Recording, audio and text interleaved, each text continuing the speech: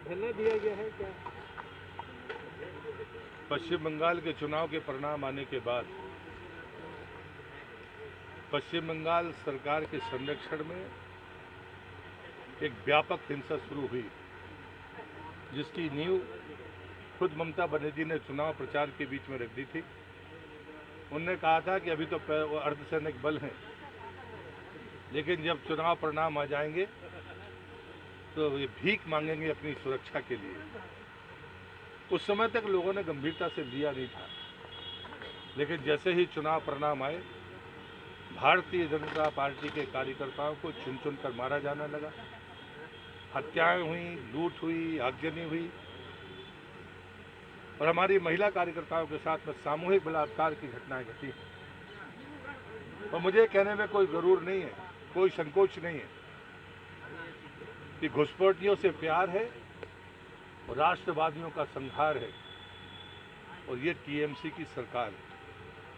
और जिन लोगों ने ये हमले किए वो वर्ग विशेष के लोग थे, और मुझे लगता है ये चिंता का विषय है। इसलिए भारतीय जनता पार्टी ने इस कोरोना काल में भी देश को जगाने का काम किया है। मैं ये मानता हूँ कि मेरे पास में उत्तर बंगाल में 42 सीटें थी, जहाँ से हम 25 सीटें जीते। वो बंगाल भी है जिसके 2 जिलों में टीएमसी का खाता नहीं खुला।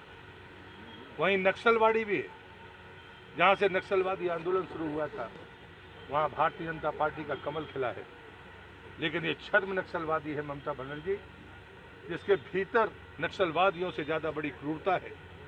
ये हिंसा और बंदूक की दम पर राज करने की आदी है, भयभीत करके निरंकुश रहना चाहती है, लेकिन वो भूल जाती है कि उस विधानसभा में प्रतिपक्ष के रूप में अब भारतीय जनता पार्टी के कार्यकर्ता हैं।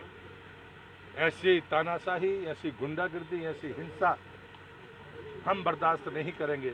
हम लोकतांत्रिक मूल्यों का ध्यान रखते हैं, उनका समर्थन करते हैं, लेकिन लोकतंत्र की आड़ में ये रक्त बीजों के संहार के बारे में सोचना होगा कि ये किस तरह से छद्मवेश लेकर हिंसा को प्रोत्साहित कर रहे हैं। देश इस बात को देख रहा है और हम देश के लोगों से यही समर्थन चाहते हैं कि ऐसी गलतियां दोबारा न दोहराई जाएं, इन पर अंकुश लगे, ताकि प्रतिपक्ष संरक्षित हो, उसके मन में भय ना हो। इस भय से बंगाल को निकालना भारतीय जनता पार्टी का लक्ष्य है, संकल्प है।